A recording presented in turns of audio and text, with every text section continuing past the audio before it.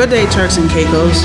Welcome to another episode of Election Insights on Radio Turks and Caicos 89.1 FM. I'm your host, Mavette Ingham, and I am excited to have you join us today. We are here to discuss everything related to our elections, shedding light on the process that keeps our democracy strong and transparent. I am joined by my co-host, Ms. Follette Pratt, our Deputy Supervisor of Election. Good afternoon, Turks and Caicos. We have a very special guest today from the Turks and Caicos Integrity Commission, Mr. Richie Bain, Deputy Director, and Ms. McCartney, Public Education Officer, to guide us through their important role in ensuring fair and transparent elections. We'll break down the rules and responsibilities that govern how elections are conducted. Thank you, Mrs. Pratt. Now let's welcome our guests and jump into today's discussion on Integrity Commission role in our election process. Welcome to the show. Good afternoon, Turks and Caicos. Richie Bain here, Deputy Director. I'm accompanied, as you were told, by my Public Education Officer, our Public Education Officer, Ms. Indonesia McCartney, and we'll be talking about the role of the Commission in general elections. The upcoming election will be the third that I'm involved in from the perspective of being Deputy Director. I'll allow Ms. McCartney to introduce herself, and then we can go on from there. Hi, Turks and Caicos. Indonesia McCartney here, Public Education Officer for the Integrity Commission for the past 10 years, and I look forward to communicating with you and sharing about the Integrity Commission. It's our pleasure to have you on Election Insight. We're excited to learn from your expertise today. Let's get started. Can we start by explaining the role of Integrity Commission in the election process? What are some of the main responsibilities the Commission handles during this time? Thanks. I'd like to start off by explaining to the general public how this came about. In 2012, the Political Activities Ordinance was passed in the House of Assembly, and that placed the responsibility for ensuring that the political parties and potential independent candidates comply with the legal provisions under the Political Activities Ordinance, which rests under the Integrity Commission. A unit was established in 2012 to monitor the election at that time, which would have been us coming out of the interim administration period. And it's been functioning ever since then for the past few general elections. The main focus of the unit is to receive, analyze, and publish information about party donations and campaign expenditure during the election time, and to monitor that compliance under the Political Activities Ordinance, the actions are being carried out as required under the ordinance. We also formulate guidance for the political parties, the candidates, and for independent candidates, which are identical. As a matter of fact, the amendment in 2016 was specific to independent candidates and their responsibilities that weigh on them the same way it does on the treasurers of the political parties. So what the Commission wants to do is to ensure consistency in the approach that we have with all parties and candidates, that everyone is treated fairly. And I think we've been quite successful at doing that. As with all things, we liaise directly with the treasurers of the parties, and there are concerns that they have that they've brought forward to the Commission. And we're taking those on board with a view to, in due course, amending the ordinance as needs be, because it's no sense having an ordinance that in practicality poses a problem for those upon whom the responsibility of complying with it lies. And as a result, we are looking at doing what we need to do to make it a more manageable and workable document, specifically for the treasurers of the parties and possibly for the independent candidates, because it is a very onerous piece of legislation, particularly during the period for which it is really intended, the general election period. So the Commission is going to be working on that. So we want to be able to amend and do what we need to do, but until that is done, we still have to exhibit transparency to the general public as to what goes on with the general elections and those who want to offer themselves in service to the people of the TCI. So we, persons who would like to be candidates, their first port of call is at the Integrity Commission, because we do have the forms that are filled out by all the candidates for the political parties, as well as those who would like to be independent candidates. On completing those forms and their applications come in, the Commission vets and lets them know, because you have to submit your police record, etc., etc. if it's okay, and they have to submit to the commission before being officially registered as a candidate what is called a Section 49 notice under the Constitution of the TCI that declares to us any contracts they have with the Turks and Caicos government. Upon us receiving that Section 49 notice, we date stamp and sign it. That is given back to the potential candidate, because up until that point, they're not officially registered with your office here, the elections office. They come armed with that to the elections office, and that has to be done between the prorogation of the House and 7 days thereafter, when they have to be officially registered as a deadline. So within that 7-day period, they then have to come here with the Section 49 notice from the commission, a copy of their contracts with government. Those contracts would include, like it's been determined, would include any land leases they have. If you have a company that does government, if you're doing a consultancy with government, any sort of financial arrangement you have with government, you need to disclose that to us in the Section 49 notice, because those can be made public and are to be made public.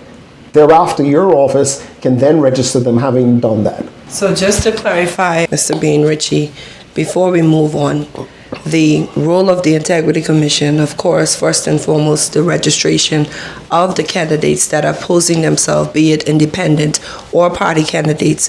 They have to fill out a specific form that is on our website, www.integritycommission.tc, or they can always call the office or visit our offices, and we have packages for them to guide them through the process. There's also guidance notes that is entailed or comprised within the packages. But this process begins after the proroguing of the House, 7 days afterwards, ensuring that this information is provided. Of course, police records and so forth, any businesses that they have with government. So all of that process would need to be completed. So we would say do not wait until the proroguing of the House. Start getting your information together so that the process can be as smoothly and seamlessly as possible. And that's why we're trying to get that information out to you. Of course, additionally, the Integrity Commission would liaise more with the treasurer, who has the big responsibility as the accounting officer, and this can be the independent candidate that would then fill out particular forms as required by the various sections within the Political Activities Ordinance. Just wanted to ensure that everybody was on board. So when it comes to overseeing the elections, basically, what is the specific activity and steps that the Integrity Commission take to ensure that it's smooth running in accordance with the rules?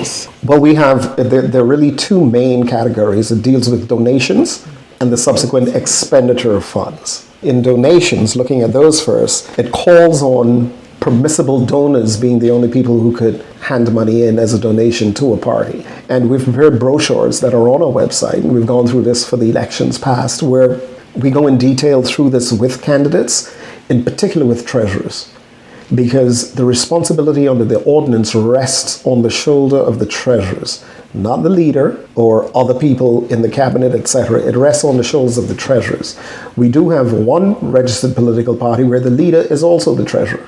So it rests with that person, and that can be, because when one registers for a political party, if you want to create one, it needs to have a leader and a treasurer.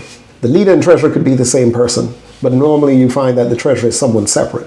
Those are the only two people the commission is concerned with, but in actuality, all the responsibility rests with the treasurer. So the treasurer has to verify any monies over $150 that are donated, that it's from a permissible donor.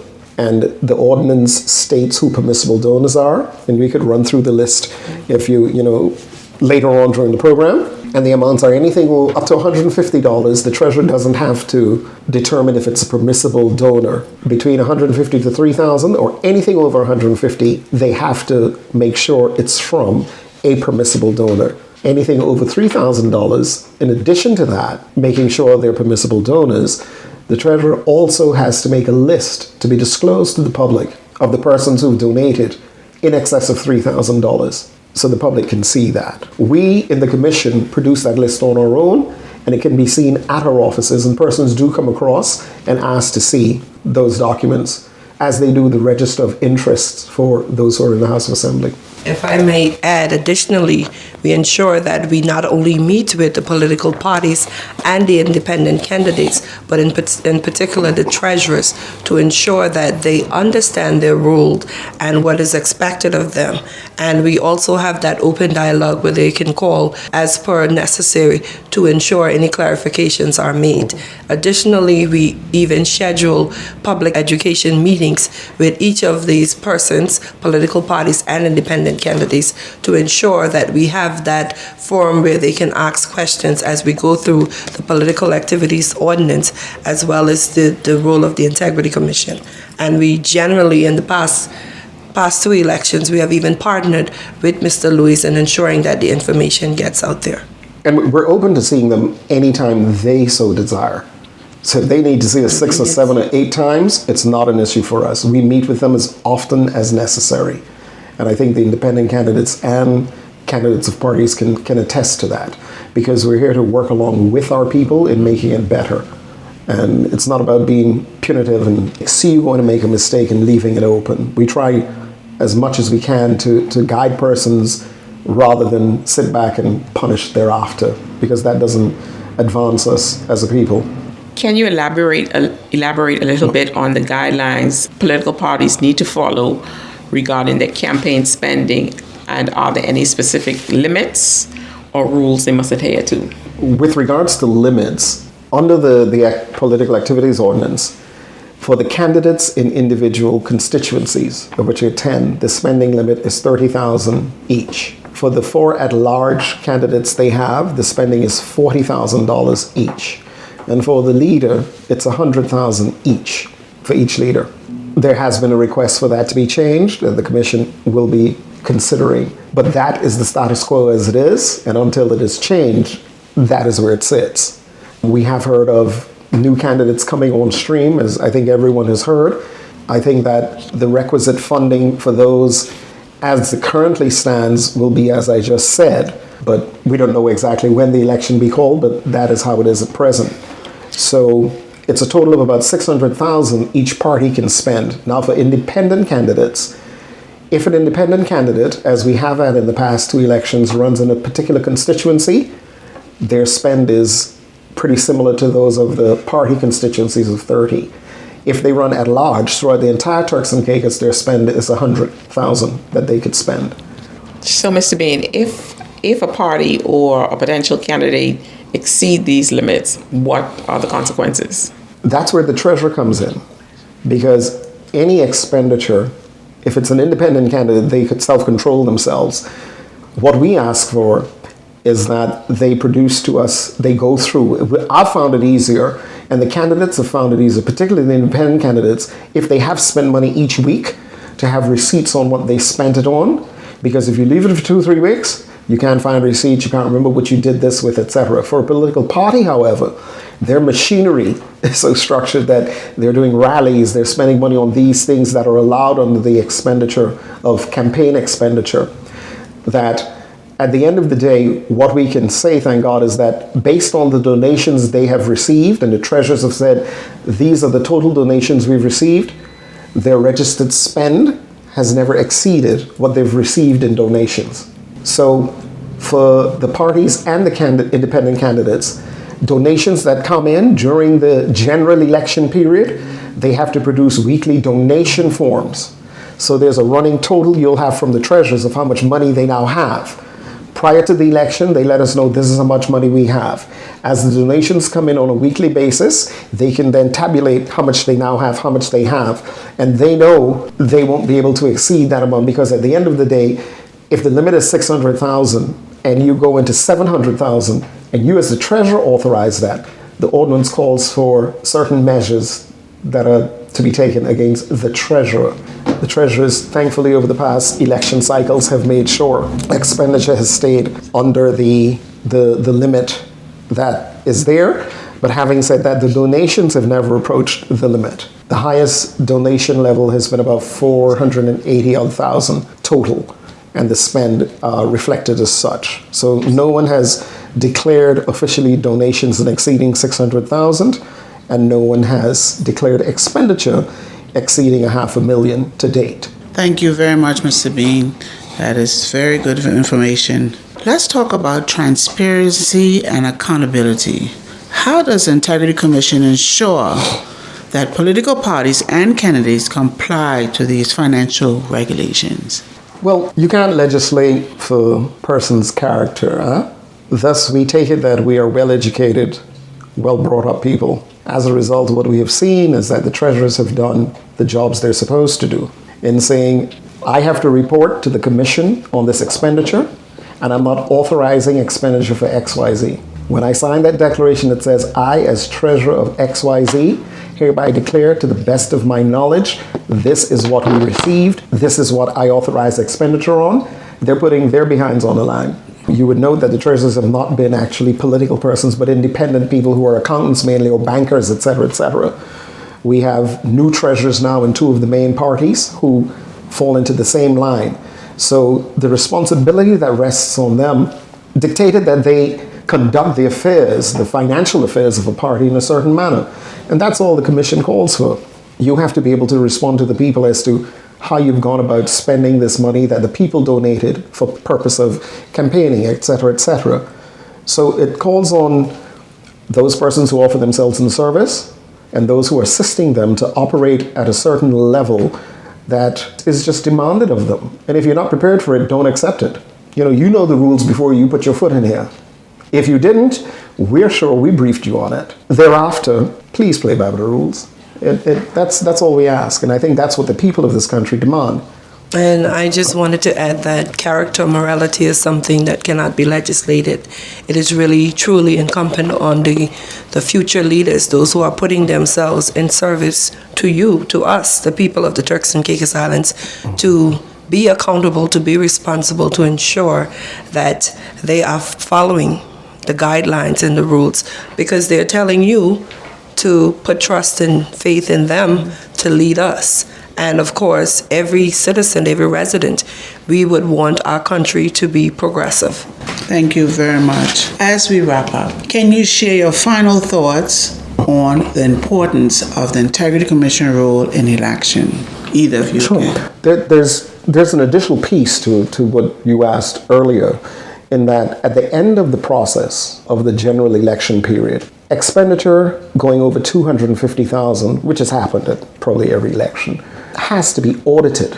And the treasurers, they have 6 months thereafter to produce to us the audited returns from a general election, and they've done that. And that has never been an issue. One must also understand that during the 3 years prior to a general election year, the treasurers have to submit to us donation reports of cash or kind. So we get those for every 6 months, the 1st of July, and then we get them at the 1st of January. And all the treasurers do that. So it's never been an issue with us. You don't normally have independent candidates during the 3 years before, as well as you don't really see anything happening until the House is actually dissolved. So it's refreshing that in the Turks and Caicos we have the compliance level that we do have, and it's most admirable, and it speaks volumes as to the character of the persons who are responsible for dealing with these matters. But it's always good to know that they know there's somebody who's going to ask you, are you doing this right? And we're here to work with you. Don't let it get out of hand and then come back when there's a massive problem. We're here that you can come to us from inception and say, I'm having an issue here. How should I deal with this? Because that's why the commission is here. That's what we're paid to do, to assist you in maneuvering through what you may think is a quagmire that is going to cause you a massive problem. So we just try to get that across to those who offer themselves in service, the treasurers, and the general public that fall under our remit, that we're here to work with you on everything that you do, not against you. And it's good to know that it's an ongoing process, even after election. Correct. It's good to know that the treasurers are responsible, and it's an ongoing process where they have to give reports and they have to keep in line, which will help govern them even coming on to an election. Correct. Ms. McCartney, do you have any? Yes, I just want to encourage those who want to put themselves up in service to ensure that they're reaching out to the Integrity Commission to get the relevant information. We have our website there, but you can also call us. Our numbers are out there as well. You can feel free to call Mr. Richard Bean at 338-3335. Additionally, I wanted to re-emphasize that the Integrity Commission is here to work with you. This is what we do. We're here to work with you, and a relationship goes both ways. If you don't communicate with us, it's hard for us to know what is going on, so we can help you and assist you so that you can be the best candidate that you choose to be. So we're here to serve as a reference guide for not just during the elections period, but even outside of that, and additionally for citizens, because this is our Integrity Commission. Thank you so much for sharing your insights today. It is clear that the Integrity Commission plays a crucial role in keeping our election fair and accountable. We hope this conversation has been informative for everyone listening. We'll be back next week with more on our elections, how our elections are monitored, and what we all can do to stay informed. Thank you to our guests and to all our listening audience across the Turks and Caicos for tuning into Election Insights on Radio Turks and Caicos 89.1 FM. Until next time, stay engaged and stay informed.